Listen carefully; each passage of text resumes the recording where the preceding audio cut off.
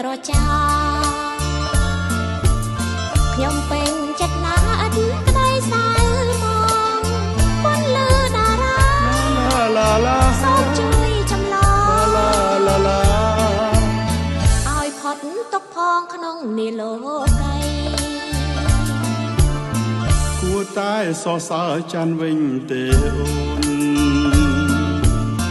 អូនយំស្កាត់សូនឥតមានរស្មីបានដួងច័ន្ទជួយបំភ្លឺរាត្រីឲ្យភូមិផែនដីរស្មីចេញចែង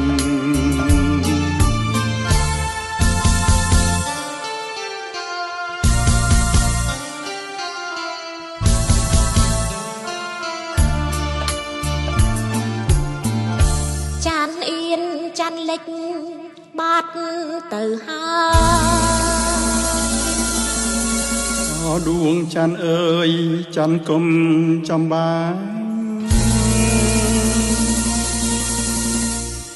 កុំលិចចោលខ្ញុំឲ្យនៅម្នាក់អា